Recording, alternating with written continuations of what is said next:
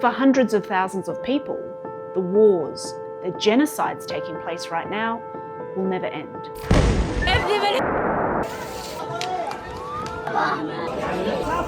The brutality of what civilians in any war zone experience stays with them, a long-lasting wound that's physical, psychological, life-altering.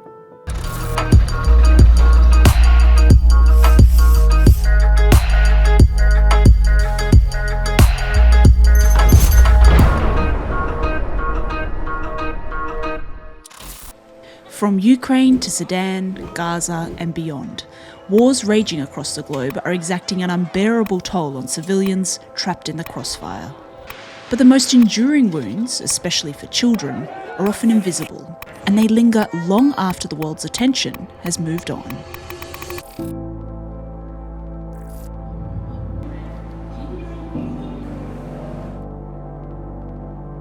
There's no place quite like Hiroshima, here in southwest Japan, to consider the enduring effects of war. 80 years ago, on August 6, 1945, a nuclear bomb, an American one, was dropped on this city. It was the first time a nuclear weapon had ever been used, and it released a destructive power that the world had never seen before. At Hiroshima, Japan, on August 6, 1945, the world moved into a new era, in which the threat of possible destruction of the planet Earth hung menacingly over it from that day onward. Every year since that day, the residents of Hiroshima have marked the moment their city was reduced to ashes, and an estimated 80,000 people were killed. As the bell on the Peace Tower tolls at the exact moment of the blast, and the memory of the dead brings a halt to all activity.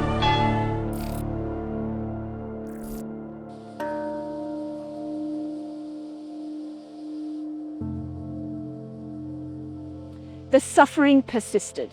The invisible poison of radiation lingered, claiming tens of thousands of more lives in the months and years that followed. Many survivors of the nuclear bomb say they carry a time bomb inside their body. They never know when they might develop cancer.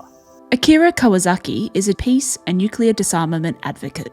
The uncertainty extends across generations of survivors. There's no conclusive scientific proof of intergenerational radiation effects, and yet many believe their children developed cancer or died young because of the continuing effects of the nuclear radiation.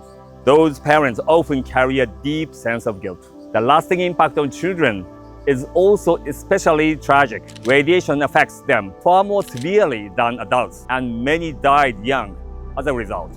This painful reality isn't unique to the past. Today, as we witness children suffer the violence of wars in places like Gaza, the echoes of Hiroshima and Nagasaki in 1945 still resonate. Ali Rae? ものすごい光でしたね。で、私はもう自分のすぐそばに爆弾が落ちたと思ったのし、それで助けてくださいってね、一言叫んだんだけど、辺りはシーンとしててね、誰も助けには来てくれない。Chieko was just 15 years old when the atomic bomb was dropped. だけど、目の前を服が燃えながら幼い子供たちが逃げてくる。どうしてあげようもなかったですね。それで市内の学校なんですからね、原爆落とされたのが6日でなくて5日だったら私はここにいたわけですから。Miyako was 14. We are standing where her school once stood before the bomb killed around 400 students here.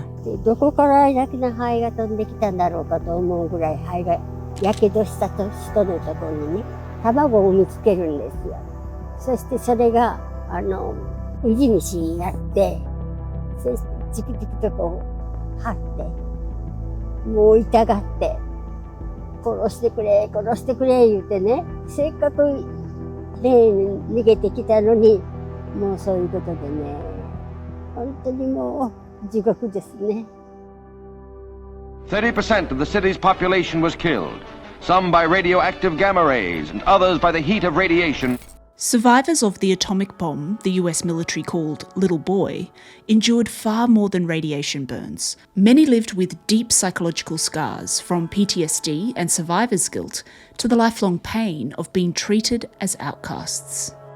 Takashi Hiraoka, who served as mayor of Hiroshima in the 1990s, was a newspaper reporter in the aftermath of World War II. だからプレスコードによって原爆の放射能の被害が隠されてましたね。で新聞放送もそういうことを報道することができなかった。そういう時代が独立する1952年まで続きました。45年52年ですねまで続いたんですね。でその時頃から放射能の被害っていうことが皆さんに分かってきて。The word of destruction contains so many elements. For some people, it means destruction of the cities. For others, it means the destruction of their family and community. And also, there are a wide range of physical impacts like infertility and other health issues. 私はね、甲状腺を患ってるんですよ。で育ちつつあった甲状腺に放射能が当たったから発育が止まってしまって、私は今でも朝晩甲状腺の、人工的に作られたホルモンを飲まされてるんですよ。And also psychological and social problems. Children who are actually out of the city, escaping from the bombing, became orphans. So in a sense, they survived, but afterwards, their life as orphans was so difficult. By the end of 1945, an estimated 140,000 people had died in Hiroshima and 70,000 in Nagasaki. The world was quick to count the dead, but slow to care for the living. In 1946, the United States established the Atomic Bomb Casualty Commission, the ABCC. But rather than offering care or support to survivors, the Commission focused solely on collecting data to advance nuclear research. So many people in Hiroshima talk about the ABCC, and overall, they don't have a positive view of the institution. Their memory of the ABCC is that they were treated like test subjects or even test animals, as some describe it. The ABCC's focus was solely on gathering data. For example, when people had burns on their skins, staff to take photos and monitor how the condition developed. Bomb survivors are kept under continuous observation, but the nature of the work also makes it essential to study children born in the city since the blast. But little treatment was provided. All the data was simply filed and sent to the United States. Some female hibakusha have shared deeply disturbing memories, saying they are forced to undress and show their body to military personnel. でそれで道歩く人にね声かけてはね、あなたは被爆者ですかって聞くの。でそうだって言ったらね、健康診断してあげるからって言って連れ込んで、でそれで無理やり OK を取って、それでジープが迎えに来て京都日島の上連れて行かれる。でそこで、髪の毛取られたり爪を取られたり、それから糞便の検査、それで病気が見つかったら、市内の開業医のところ行けって言われてほっぽり出される。The ABCC was eventually reformed and is now known as the Radiation Effects Research Foundation, funded by both the US and Japanese governments. But its primary focus remains the same, collecting data on the effects of radiation. But that kind of thinking often overlooks the human side of the issues, how the bombings affected individual lives, human rights, dignity, and suffering. It reduces everything to numbers, radiation doses, cancer statistics, and so on. From a Japanese perspective, I find it strange that this dehumanized narrative still dominates the conversation around nuclear weapons. Amid today's escalating conflicts, many are working to ensure the horrors of nuclear war are not forgotten. In 2024, the Nobel Peace Prize was awarded to Nihon Hidankyo, the organisation representing survivors of the atomic bombings. There have also been diplomatic efforts to eliminate nuclear weapons. In 2017, over 120 countries backed the UN's Treaty on the Prohibition of Nuclear Weapons, a landmark agreement to ban nukes entirely. But none of the world's 9 nuclear powers, including the US, Russia, or China, signed on. Not a single NATO member did either. Even as the threat of nuclear war looms large, many governments still see these weapons as crucial to their security and their global standing. That tension is playing out in real time. Russian officials have openly threatened nuclear strikes in Ukraine. In Israel, a far-right cabinet minister floated the idea of using nuclear arms during the country's relentless assault on Gaza. And in 2025, US President Donald Trump, responding to strikes on Iran, made a chilling reference to the past. That hit ended the war. I don't want to use an example of Hiroshima. I don't want to use an example of Nagasaki. But that was essentially the same thing. That ended that war. This ended that with the war. 今私たちが一番心配しているのは、戦争を防ぐためには核武装しなきゃいけないという声がですね、非常に強くなっているから日本は独立して考えていかなきゃ、平和のためにですね、アメリカの影響力をから脱しなきゃいけない。ところが安全保障条約というので、しっかりとアメリカの元に縛られてますから、これが一番。I pledge to you Japan's firm alliance and enduring friendship. 我々の矛盾ですね。核兵器をなくそうと言っているのに、やっぱり核の傘というこれ幻想なんですが、そういうものに頼ってこれがないと平和が持てないというそういう状況の中に我々今が。We know every day children are killed and injured in Gaza. I'm hearing many survivors of Hiroshima and Nagasaki saying that they are remembering their experience in 1945 and they are feeling strong sympathy because those innocent children are being killed and injured, and even if they survived, the psychological impact will continue for decades and decades and even to the next generation. どれだけね、名もなき市民たち、子供たち、それでやっぱり子供たちがかわいそうですね。で、広島の亡くなった子供たちとまたそれがダブってね、なんとも言えない怒りと悲しみが押し寄せてくる感じですね。The number of survivors of the atomic bomb are dwindling. Already, their push against nuclear weapons has failed, despite the dark shadow the bomb cast over so many lives for so long. From here in Hiroshima to Hanoi in Vietnam, there is a shared experience of the lasting impacts of conflict. The Vietnam War, known here as the American War, ended more than 50 years ago, yet traces of the war persist, from underground bunkers, tunnels and wrecked military hardware, to unexploded bombs that render land unsafe, and the toxic legacy of US chemical warfare that continues to harm families across generations.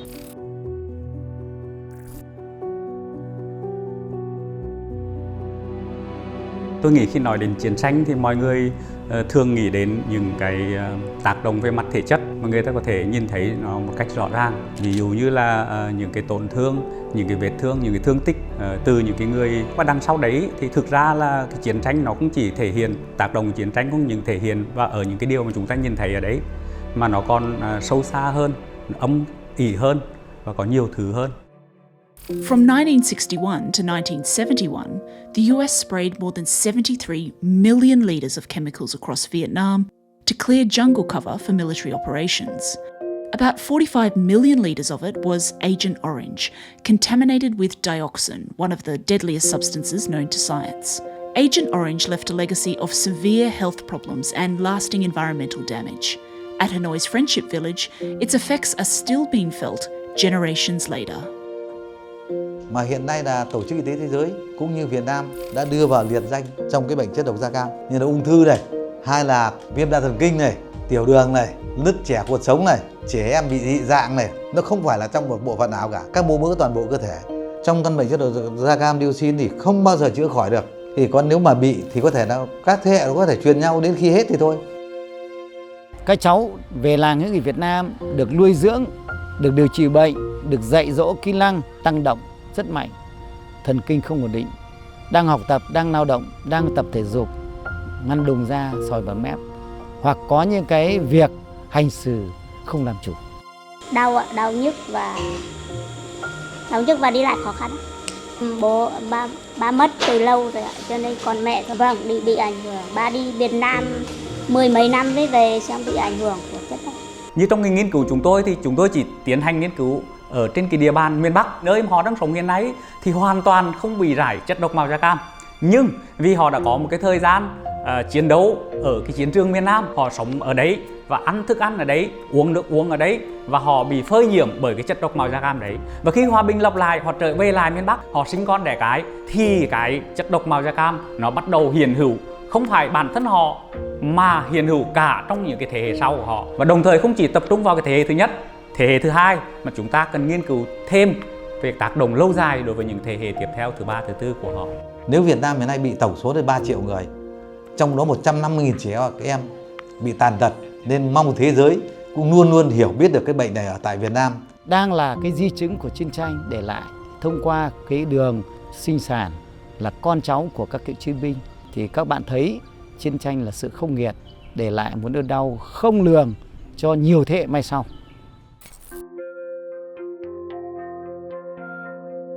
One of Vietnam's most haunting legacies wasn't found on the battlefield. It was in the minds of thousands of Vietnamese. Trauma. It's the body and the brain's deep response to overwhelming events, with effects that can linger long after the fighting stops. Every war has had a name for it. In World War I, it was shell shock. Then came combat fatigue and combat stress reduction. It was after Vietnam that the term we're more familiar with today, PTSD or post-traumatic stress disorder, came into focus. The war gave a name to what so many had been silently enduring and helped bring the reality of trauma out of the shadows. I called Professor Nadia Abu Al-Haj, whose research examines the political factors behind the emergence of PTSD among US Vietnam veterans. After returning from Vietnam, many anti-war veterans formed support groups to process their experiences. And these informal gatherings were often joined by sympathetic psychiatrists. And together they helped frame trauma not only as personal pain, but as a political condition. Veterans saw their suffering as the result of carrying out war crimes under orders from the U.S. regime. In response, one can see under the Nixon administration, trauma work began to be seen as a form of anti-war criticism, which it in fact was. The FBI kept files not just on veterans, but also on psychiatrists who treated them. By the 1980s, American conservatives were reconstructing the history of the war in Vietnam and arguing that it was lost on the home front, not in Vietnam. By the post-9/11 era, trauma was reframed as a routine injury of war. And I would like to see a counselor. Sure, you bet. And over 10,000 returning soldiers showing up at Veterans Affairs centres this past year. And it was stripped of its political critique. It was no longer dismissed as weakness or, in the case of soldiers, as a sign of malingering. And importantly, it was understood as a condition of victimhood. So what happens in the post-9/11 era is even if soldiers don't see themselves as victims, the public often does. Who is framed as a victim shapes whose trauma gets attention. Soldiers are often highlighted while their violence and accountability are overlooked, a pattern that appears not just in Vietnam, but in wars today.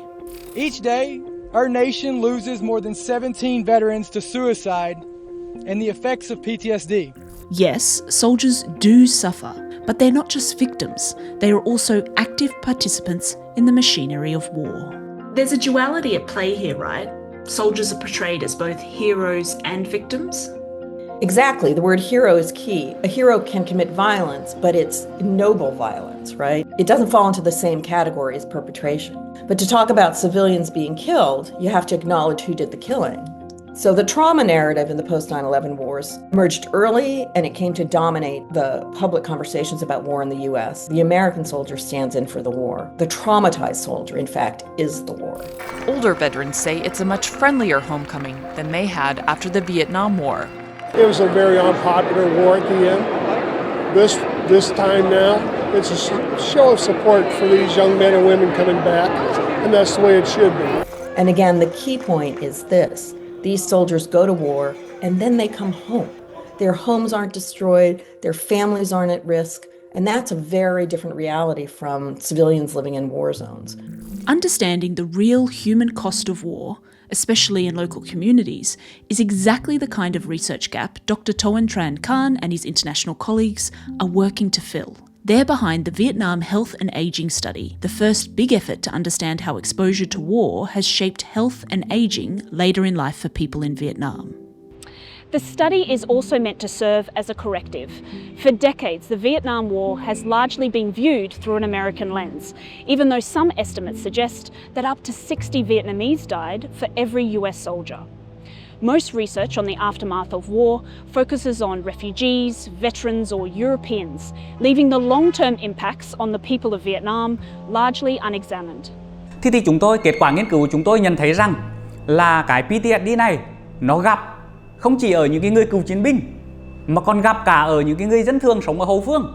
Trước đây có thể chúng ta bỏ qua, chúng ta chưa quan tâm, chúng ta chưa để ý, nhưng nó tồn tại thực sự là có cái sự tồn tại của cái PTSD đấy ở những cái người cao tuổi đi qua cuộc chiến, và nó có mối liên hệ rõ ràng với cái việc mà họ phải phơi nhiễm với chiến tranh, với bom mìn, với cái điều kiện sống khắc khổ, với những cái chết mà họ chứng kiến, với những cái đau thương mất mát, cũng như cái điều kiện sống rất là khắc nghiệt và cái tình trạng bạo lực trong thời chiến. The refugees with their belongings are transported to special camps, while Operation Cedar Falls continues to sweep through their former villages in a giant mop-up. PTSD có thể xảy ra rất là nhiều cái bối cảnh khác nhau do những cái sang chấn khác nhau. Nhưng PTSD do chiến tranh thì nó đặc biệt ở chỗ là cái sang chấn đấy nó không chỉ diễn ra một lần mà nó diễn ra lặp lại từ ngày này qua tháng khác, thì nó làm cho cái tình trạng sang chấn đấy nó lặp lại từ ngày này qua tháng khác, nó kéo dài, nó làm cho cái PTSD ở cái người mà bị ảnh hưởng nó cũng phức tạp hơn, nó dai dẳng hơn, nó khó quên hơn, nó để lại ấn tượng sâu sắc hơn. Là những cái người mà cựu chiến binh đấy thì họ đã được đào tạo, được huấn luyện tốt hơn những người dân thường, cho nên họ đã chuẩn bị cái tinh thần tốt hơn. Trong khi đấy đối với người dân bình thường, họ không được chuẩn bị gì cho chiến tranh cả. Chiến tranh đến mà họ không kịp đối phó gì, không kịp chuẩn bị gì, thì thành ra họ bị động nhiều hơn. Họ không được đào tạo, họ không được huấn luyện. Và chưa kể là cái mạng lưới kết nối sau cuộc chiến đấy, họ không thể tốt như đối với cái mạng lưới của cựu chiến binh được.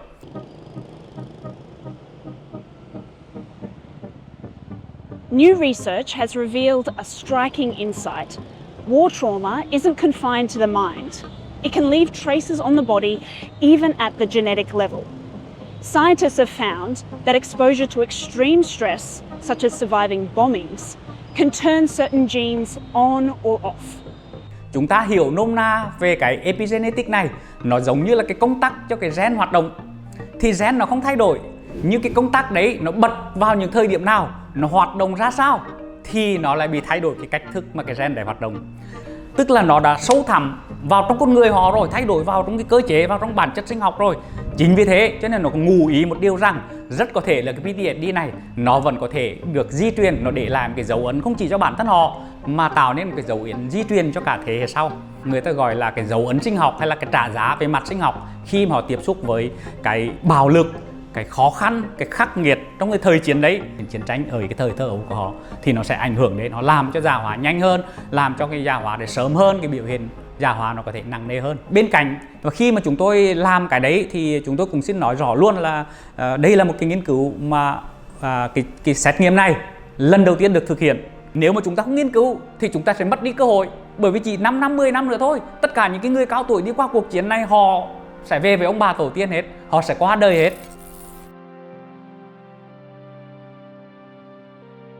Wars are exhausting. Too many never come to a close. They simmer, they fester, they continue through proxies. Even the few wars that do decisively come to a close leave long trails in their wake. The toxic legacies of war linger in the environment, in broken families, crippled bodies, and in generations of anger, loss, and mental health trauma. This has been true from Hiroshima to Hanoi, and it will be true from Ukraine to Sudan to Gaza. When states and militaries count war deaths, they tend to focus on immediate casualties. But that's just part of the story. There's also long-term suffering from environmental destruction, and in places like Gaza from malnutrition and starvation. The collapse of medical systems also lead to ongoing deaths that often don't get counted down the line, as well as injuries and chronic illnesses that go untreated. And then there's deep and enduring trauma. In many war-torn regions, there is either a total lack of mental health infrastructure or it's been largely damaged. In Gaza, for example, nearly 100% of children are suffering not post-traumatic trauma, but trauma that is ongoing from living through unfathomable violence. So even if the fighting stops tomorrow, what would it take to support a generation so deeply scarred by this genocidal war? The long-term effects can last a lifetime. Foreign militaries, one has to remember, pop in and out. Soldiers do a tour, they go home, maybe they come back, but they're not living it forever. Civilians are.